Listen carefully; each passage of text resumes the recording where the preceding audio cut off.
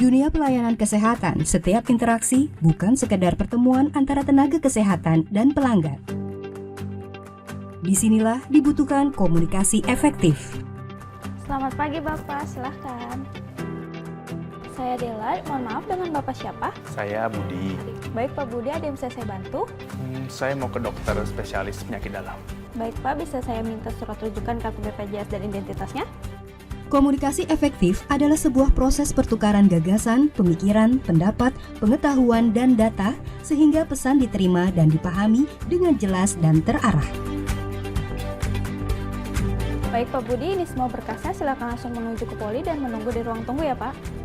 Komunikasi efektif dalam pelayanan kesehatan bukan sekedar tentang penyampaian informasi. Ada yang perlu ditanyakan lagi Bapak? Sudah cukup. Baik, terima kasih Bapak. Jika nanti ada pertanyaan, jangan ragu untuk hubungi kami ya Pak. Terima kasih Bapak, semoga sehat selalu. Terima kasih Mbak.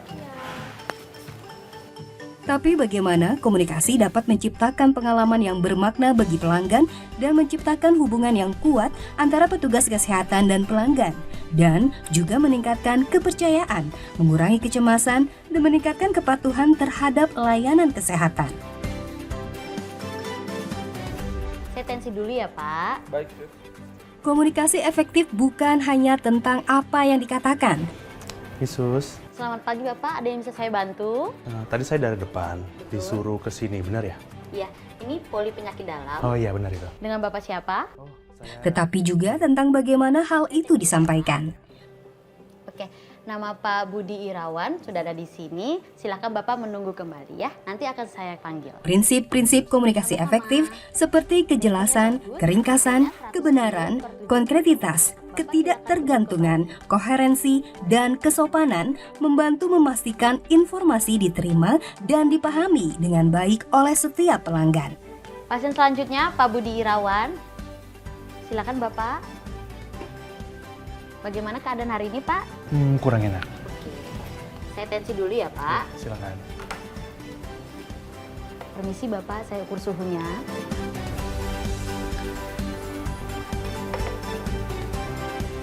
Tensinya sudah selesai Bapak. Hasil tensinya normal 110/70, tapi suhunya cukup tinggi ya Pak. Saya akan memasukkan data Bapak dulu ke dalam sistem kami. Nanti akan saya beritahu keadaan Bapak pada dokter. Silakan menunggu kembali ya Pak. Thank you, Sus. Sama-sama. Dengan komunikasi yang efektif, siapapun merasa didengar, dipahami, dan dihargai. Ini tidak hanya memperkuat hubungan antara pelanggan dan petugas kesehatan, tetapi juga meningkatkan kepuasan pelanggan. Atas nama Ibu Yanti Suherman, silakan masuk Ibu.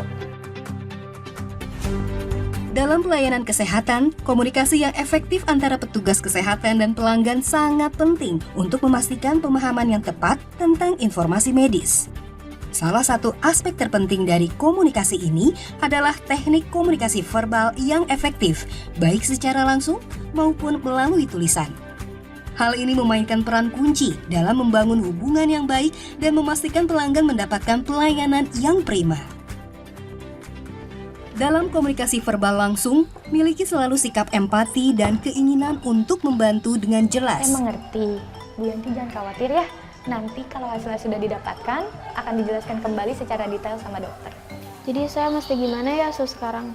Iya Bu Yanti jangan panik ya. Yang harus dilakukan sekarang, pemeriksaan ke laboratorium. Gunakan selalu bahasa yang dapat dimengerti dengan nada dan intonasi yang ramah dan sopan. Berbicara dengan artikulasi dan volume suara yang jelas, tidak terlalu cepat atau lambat. Ibunya belok ke kiri, ruangannya ada di paling pojok ya. Oke baik Suster, terima kasih. Mari sama-sama, sehat selalu. Layani Bu pelanggan Yanti. dengan sopan dan selalu bersemangat.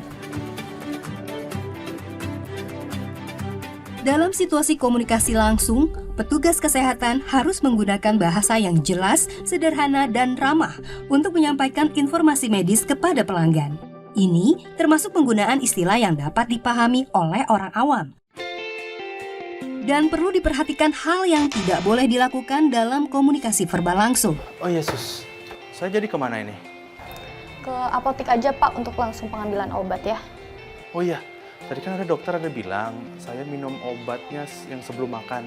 Iya, karena Bapak ada sindrom dispepsia Pak.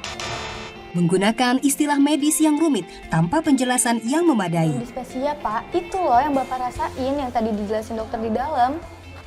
Oh, yang karena saya demam, meriang, sama gak enak di perut itu ya? Iya, itu, Pak.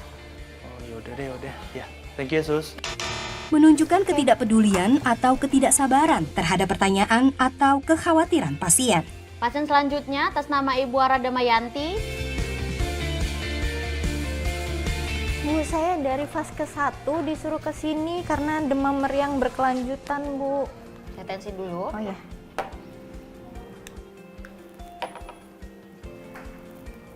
Tensinya udah, cek suhu juga udah. Berapa, Bu? Tensi sama suhu saya. Nanti dokter yang jelasin ya.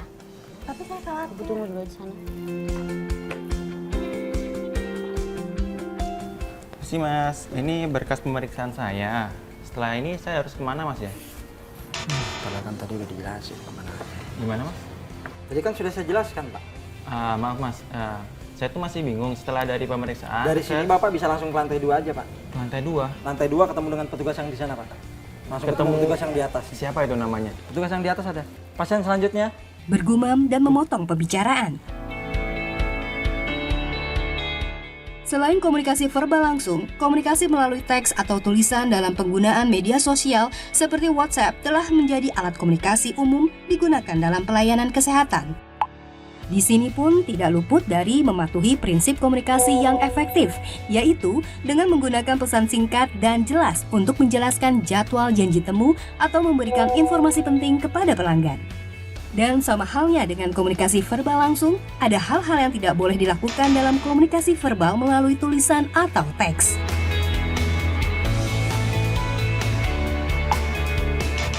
Menyampaikan informasi medis yang penting secara tidak langsung atau ambigu. Mengabaikan tata krama dan kesopanan dalam komunikasi tulisan. Menggunakan bahasa yang sulit dipahami atau tidak sesuai dengan norma-norma keprofesionalan. Selain komunikasi verbal, komunikasi nonverbal juga memainkan peran yang sangat penting dalam menyampaikan pesan dan mempengaruhi interaksi antara petugas kesehatan dan pelanggan. Bahasa tubuh, ekspresi wajah,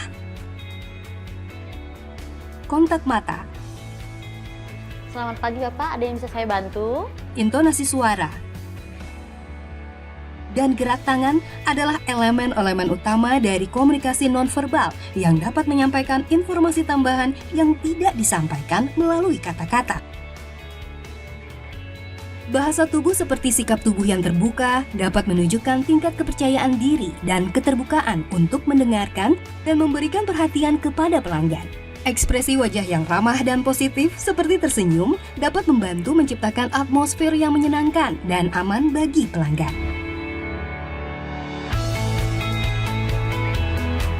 Kontak mata memperkuat rasa keterhubungan dan perhatian antara petugas kesehatan dan pelanggan.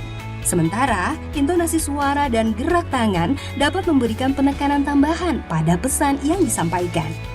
Oke, baik Suster, berarti sekarang saya ke lantai bawah. Iya, nanti liftnya turun, ibunya belok ke kiri, ruangannya ada di paling pojok ya. Oke, baik Suster, terima kasih. Mari sama-sama, sehat selalu Bu Yanti.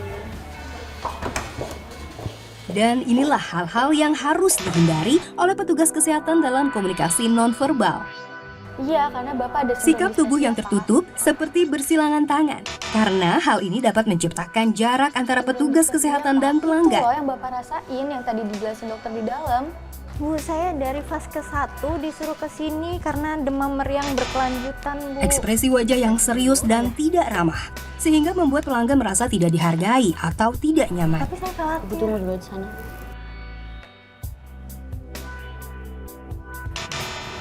Kurangnya kontak mata, hal ini dapat menunjukkan ketidakminatan atau ketidakpercayaan. Saya tuh masih bingung setelah dari pemeriksaan. Dari sini Bapak bisa langsung ke lantai 2 aja, Pak. Lantai 2. Lantai 2 ketemu dengan petugas yang di sana, Pak.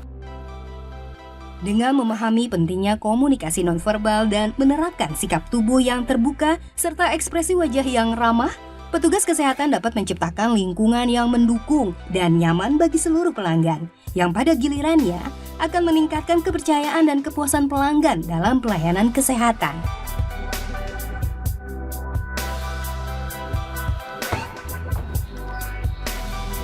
Saya mengerti, Bu Yanti jangan khawatir ya. Nanti kalau hasilnya sudah didapatkan, akan dijelaskan kembali secara detail sama dokter. Jadi saya mesti gimana ya Sus sekarang? Iya, Bu Yanti jangan panik ya. Yang harus dilakukan sekarang, pemeriksaan ke laboratorium ada di lantai nomor 1. Nanti kalau hasilnya sudah didapatkan, di pertemuan selanjutnya, dokter akan menjelaskan lebih detail. Komunikasi yang efektif memerlukan latihan dan kesadaran diri. Sebagai petugas kesehatan, mari terus mempraktikkan dan meningkatkan keterampilan komunikasi kita. Dengan demikian, kita turut memberikan pengalaman pelanggan yang prima, sekaligus meningkatkan kualitas pelayanan kesehatan.